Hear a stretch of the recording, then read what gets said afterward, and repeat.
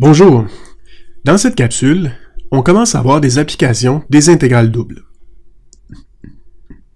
D'abord, on va rappeler les applications géométriques qu'on a déjà vues dans des exemples précédents, puis on définira ce que c'est que la masse d'une plaque mince.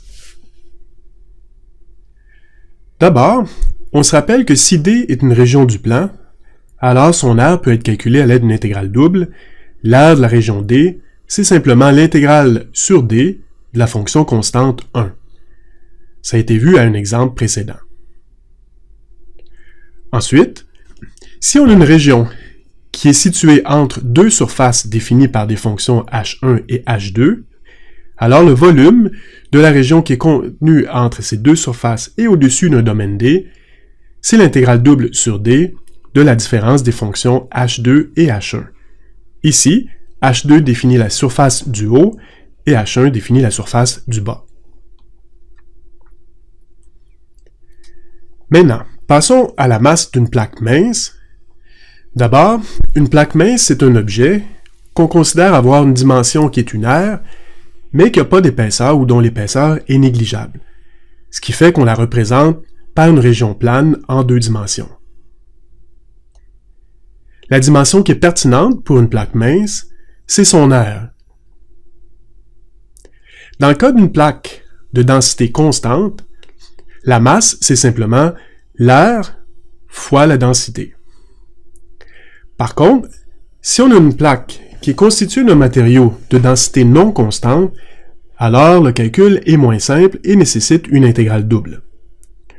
On supposera donc que les plaques minces, ici, sont constituées de matériaux d'une densité et que la densité est donnée par une formule, ou plutôt une fonction, qu'on va appeler ρ de xy pour la densité de la plaque au point xy. Pour définir la masse, en tant qu'intégrale, il faut refaire la construction habituelle. Donc, on considère une plaque mince qui occupe une région D du plan et dont la densité est donnée par une fonction ρ. La première étape, c'est de subdiviser la plaque en sous-régions qu'on va appeler DIJ. On subdivise D en n fois P sous-domaines, chacun ayant une aire delta AIJ. Dans le cas où le petit morceau de la plaque DIJ est petit, et dans le cas où ρ est une fonction constante, alors la densité sur DIJ varie très peu, donc on peut la considérer approximativement constante. Dans ce cas, la densité étant approximativement constante sur un petit morceau DIJ, on peut estimer la masse de DIJ en multipliant son aire, c'est-à-dire delta AIJ, par la densité constante. Cette densité, c'est ce qu'on aura évalué en un point échantillon qu'on va appeler xi étoile, yj étoile. En conclusion, la masse de DIJ est approximativement égale à la fonction ρ de densité, évaluée au point d'évaluation xi étoile, yj étoile, fois l'aire delta AIJ.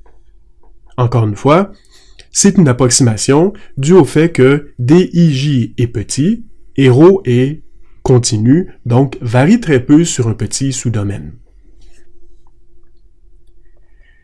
Maintenant, la masse totale de la plaque, c'est bien sûr la somme des masses de chacun des petits morceaux. Chacun des petits morceaux, on a une approximation de sa masse, MIJ, comme on l'a calculé précédemment, ce qui fait qu'on a aussi une approximation de la masse totale de la plaque, qui est donnée par une double somme, comme vous le voyez.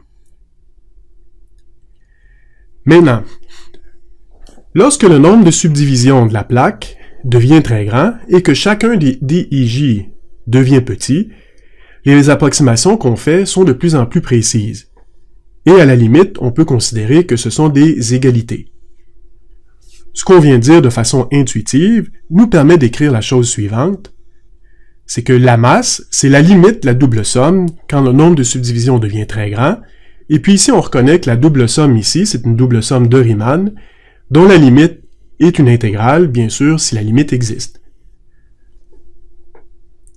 En conclusion, on voit que si on a une plaque mince occupant une région D du plan, avec une densité donnée par une fonction ρ, alors la masse de la plaque, c'est l'intégrale sur D de la fonction de densité ρ. Voici ce qu'on a fait dans cette vidéo.